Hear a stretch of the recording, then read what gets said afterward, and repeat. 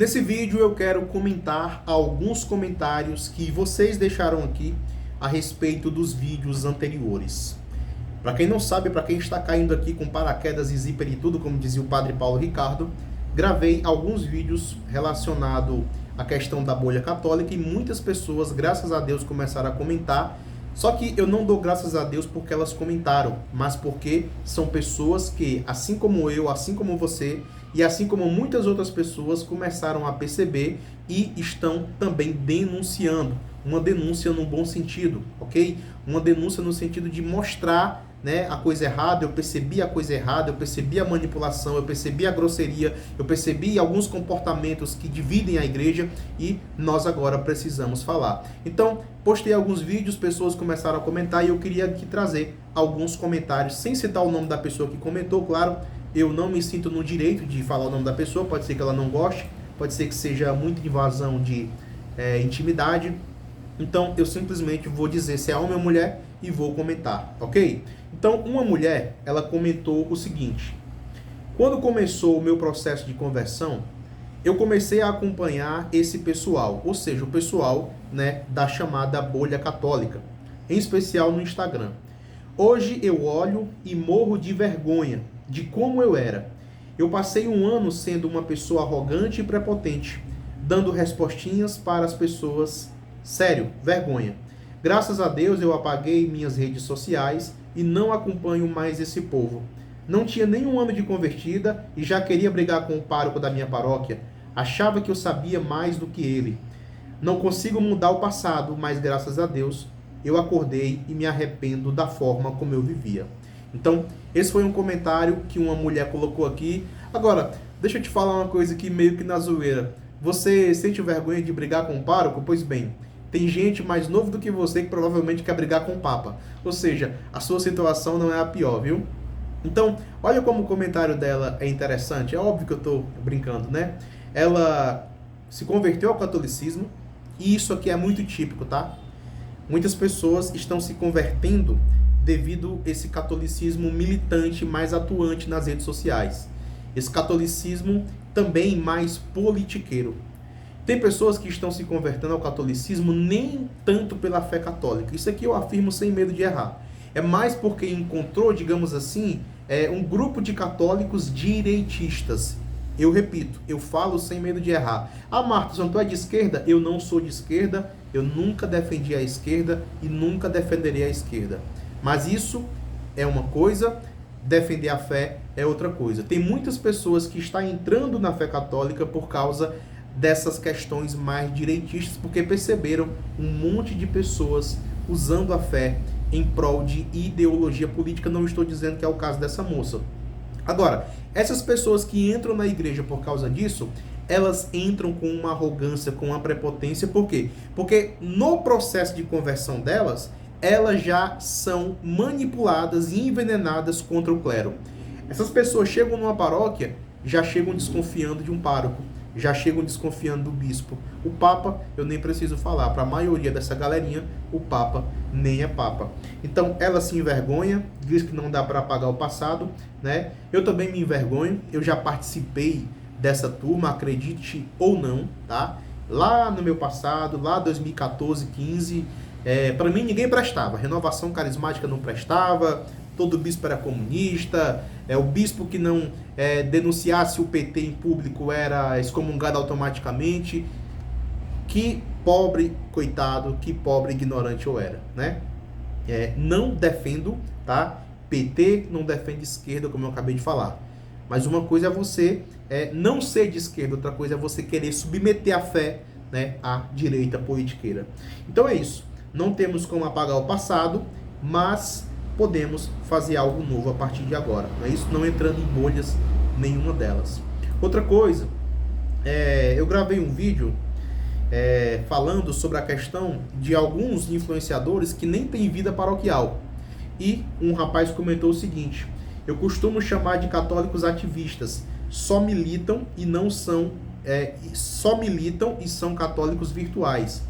Tem muitos que nem à missa vão. Eu citei um exemplo no meu primeiro vídeo de um criador de conteúdo católico que vivia chamando todo mundo de herege e excomungado. e que teve uma confusão com a família e a família provou que o sujeito nem à missa ia, né? Então, infelizmente, tem muitas pessoas na Igreja Católica que acham que estar na internet criando conteúdo é o suficiente para ser um bom católico. Nós temos aqui um comentário de um homem. Vamos lá. Cara, você é autêntico, falando para mim. Em primeiro lugar, muito obrigado. Melhor a autenticidade na simplicidade do que a falsa santidade, né, suposta perfeição que essa bolha católica tenta passar. É uma manipulação tremenda. E tem gente que usa disso para ganhar dinheiro. Tem muita gente que usa isso para ganhar dinheiro, viu? Muita gente que usa disso. Quer saber de uma coisa que eu vou falar para você? Vou falar uma coisa aqui sem medo de errar. Tem gente que já não trabalha, tá? E outra coisa, além de ter pessoas que não trabalham, só vivendo de polêmicas envolvendo a Igreja Católica na internet, tem pessoas que não acreditam em nada disso que elas falam. Só falam porque isso dá dinheiro, tá bom? No dia que a fonte de renda quebrar, no dia que a fonte de renda acabar, acabou. O influenciador vai desaparecer. Então, vamos lá. Tem gente que usa disso para ganhar dinheiro, como se fosse um emprego. É o evangelho capitalizado, ele coloca entre aspas. Alguns percebem a crise e se promovem em cima disso. Será mesmo que estão preocupados com a salvação das suas almas e também a do próximo? Eu suspeito muito, viu? Eu suspeito muito, porque a partir do momento que nós vemos pessoas enlouquecerem outras pessoas, com um monte de manias, costumes, crise para lá, crise para cá, percebemos que não existe uma preocupação autêntica com a salvação daquela pessoa. Quando uma pessoa entra na Igreja Católica, a primeira coisa que eu deveria fazer era conduzir aquela pessoa a uma fé tranquila, a uma fé sincera, a uma fé simples. Mas o que é que nós vemos? Vemos um monte de influenciadores enchendo a cabeça da pessoa de penduricalhos espirituais, de burocracia espiritual, tá? Um monte de requisitos. Se você quiser mesmo ser católico, tem que fazer isso, tem que fazer aquilo, tem que fazer aquilo, tem que votar naquele político, tem que fazer aquilo, tem que ter essa devoção. Ou seja, mais atrapalha do que ajuda. Vamos lá, ele continua comentando. Mas o bom é que cedo ou tarde a bomba estoura, a máscara cai. Meu caro, começou a cair, viu? Muitas pessoas estão acordando. Melhor coisa hoje em dia é ficar no anonimato, fazendo o básico sem procurar os aplausos dos seres humanos, pois somos todos miseráveis e pecadores. Essa bolha é uma praga hoje em dia, e só com discernimento e humildade a pessoa é capaz de se libertar. Isso é verdade, tá? É por isso que eu falo, se você se libertou desses grupinhos virtuais, você recebeu uma graça de Deus que você não tem nem noção, tá? Porque a maioria vai ficar até os 40 anos nessa brincadeira aí, até cansar. Vamos lá. E como você falou, no caso eu, não generalizar, pois há coisas boas também no meio católico. Sim, eu vou repetir isso aqui quantas vezes for preciso. Existem muitos leigos católicos fazendo bons conteúdos na internet, sacerdotes também, eu nem preciso falar. Não existe santidade online, não é isso? Acrescento dizendo que a vida é real, as cruzes são reais, e fuja de quem queira passar a imagem de perfeição, e escutem os humildes que apontam para Jesus, Nossa Senhora, os santos, os anjos, mas fazem pouco caso de si próprios, não querem autopromoção. É isso. Os verdadeiros santos, eles perdiam a própria vida por causa do Senhor. E eu nem estou falando do martírio, tá? Perder a própria vida no sentido de trabalhar a vida inteira pelo Senhor, sem ser conhecido, sem receber aplauso. Às vezes vão passar a vida inteira numa paróquia sem ser reconhecidos, vão passar 10 anos numa paróquia sem receber um elogio do pároco. E sabe o que é que um santo verdadeiro faz? Nada. Ele continua, porque ele não espera aplausos, ele não espera seguidores, ok? Ele não espera reconhecimento humano. Outra pessoa, isso aqui é uma mulher, ela comenta o seguinte: como a abertura à vida me deixou louca. Não consigo aceitar o que estava na minha cara. Nem eu, nem meu marido temos condições físicas e emocionais para ter mais filhos. As filhas que nós já temos em nosso casamento sofriam as consequências. Como demorou para eu enxergar isso. Parou. Só queria fazer um comentário. Provavelmente essa mulher, ela é aberta à vida, tá? Só que ela é aberta à vida do jeito que a igreja ensina. A abertura à vida precisa ser responsável. É aí que entra a denominada paternidade responsável. O casal, ele vai se colocar diante de Deus e vai apresentar as suas dificuldades, as suas possibilidades, tudo bem? A sua situação real, seja psíquica, emocional, no caso da mulher, situação física, e também no caso do homem. Tem homens que já não podem mais trabalhar com algumas coisas, tá? Não podem mais continuar trabalhando como antigamente, nem ganhar o dinheiro que ganhavam antigamente. E isso não é materialismo, certo? Isso não é materialismo. Isso é se colocar verdadeiramente e humildemente diante de Deus e mostrar a sua situação. E aí você vai se abrir a vida de acordo com as suas possibilidades. Ela continua comentando o seguinte: além disso, preciso trabalhar para complementar a renda e não por vaidade. Essa é a realidade da maioria esmagadora do brasileiro. Exatamente. Nós vemos no Instagram o quê? Aquela mulher católica que passa o dia em casa no Instagram. Enquanto a mulher católica que vai trabalhar, ela é como se ela não fosse feminina, né? Tem muitas essas teorias e eles começam a criar isso. Ah, mas é porque a mulher que vai para o mercado de trabalho, ela perde a feminilidade. Pura besteira. Não tem uma teoria, não tem uma prova sobre isso, tá? E é como você mesmo falou, a partir do momento que nós olhamos para a realidade do brasileiro, nós percebemos, por exemplo, que hoje em dia é muito difícil um casal ser sustentado somente com a renda de uma pessoa. Agora eu só queria voltar aqui no que eu acabei de falar. Existem mulheres, aquelas mulheres que são chamadas de carreiristas, essas sim correm o risco de meio que abandonar a família ou abandonar os planos de ser mãe, esposa, porque tem todo aquele sonho de ser mestre, especialista, doutora, gestora, enfim, subir num cargo de uma empresa. Elas, obviamente, não deixarão de ser mulheres por isso, tá? Mas neste caso, né, não é que a mulher só está querendo ajudar o esposo, é que ela está querendo fazer toda uma carreira empresarial. E nós sabemos que isso aqui não é machismo, não é feminismo. Essas mulheres que tendem a subir demais na carreira, elas tendem a abandonar alguns sonhos, né, que outras mulheres teriam, como casar, ter filhos. Marta, isso é errado uma mulher não casar, ter filho? Olha, se ela não quer, sinto muito. É melhor do que ela casar e ter filhos e depois se arrepender, não é isso? Ela continuou comentando: já vi mulher católica responder que o futuro marido tem que prover sozinho a família, porque ela quer apenas cuidar dos filhos. Gente, é um mundo fora da realidade da maioria. Lamentável. Foi o que eu acabei de falar, né? Eu falei no vídeo passado também. Muitas mulheres colocaram na cabeça o seguinte: eu só vou noivar e casar quando eu conhecer um homem que consiga prover a casa sozinho. Aí eu pergunto, essas mulheres têm noção da realidade? Elas têm noção da realidade econômica e financeira do Brasil? A maioria dos brasileiros estão no mercado de trabalho com uma renda de até 2 salários mínimos. Quando essa mulher encontrar um homem que ganha 10 mil, acredite, é um homem para 10 mil mulheres. É um homem para 5 mil mulheres.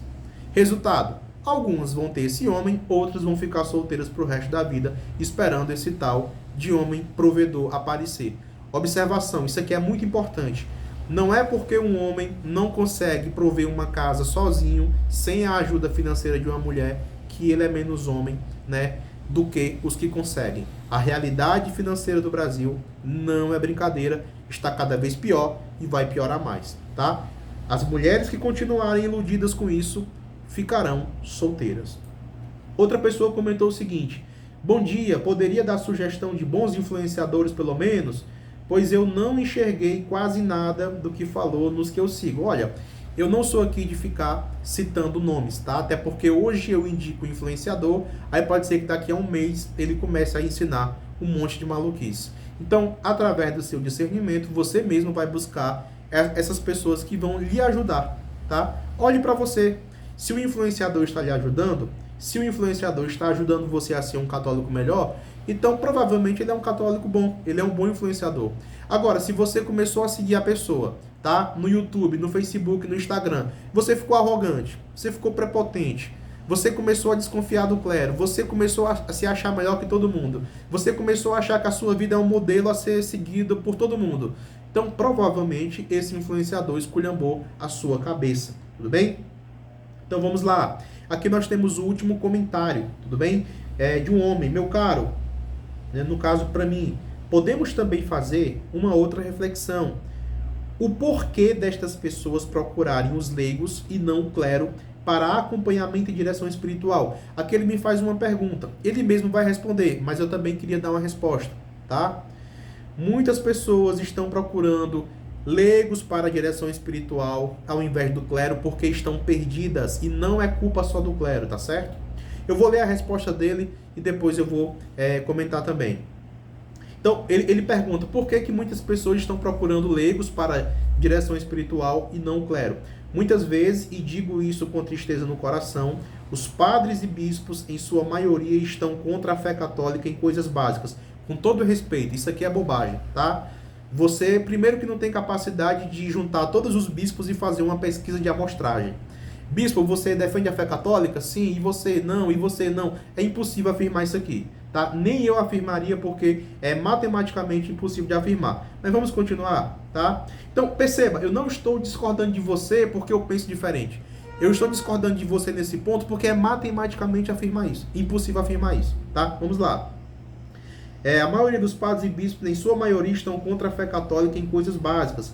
Na maioria das paróquias, os padres fazem homilias dúbias, não dizem nada, só falam em misericórdia, não desafiam um leigo em viver uma vida de santidade. Veja, é também complicado afirmar que na maioria das paróquias acontece isso. Agora, eu concordo com você que muitos padres, não posso usar o termo maioria porque eu seria irresponsável, muitos padres só falam em misericórdia, é verdade, e não desafiam um leigo a viver, né, uma vida de santidade. Já ouvi de padre que eu poderia comungar em pecado mortal, que não tem problema. É claro que tem, né? Quem comunga em pecado mortal fica mais doente ainda. E um padre não podia fazer isso, não podia aconselhar isso. Eu confio em você. O fato é que hoje em dia é difícil achar um padre, né? Um padre bom, que aconselhe bem o fiel. Não vamos achar um padre Paulo e Ricardo ou Frei Gilson em qualquer lugar, infelizmente, né? Infelizmente. No fim, nós mesmos é que temos que discernir com base nos documentos da igreja e nos bons padres que ainda existem na internet. E sorte de quem tem um bom sacerdote em sua paróquia que viva a fé católica de fato. Olha só, eu concordo em parte com você. A minha crítica foi apenas nessa questão aí da maioria, né? E na maioria das paróquias é difícil a gente afirmar isso, até por uma questão estatística. Mas eu concordo com você que nós não iremos encontrar um Padre Paulo ou um Frei Gilson na maioria dos lugares, né? Nós teremos os nossos padres que Deus nos deu, né? O nosso vigário, o nosso pároco, enfim. Só que eu concordo com você e concordo com algumas pessoas que vão buscar esse aconselhamento nos padres da internet. O que eu não concordo é que as pessoas terceirizem a sua vida espiritual para quê? Para alguns leigos. Alguns leigos que muitas vezes não têm discernimento.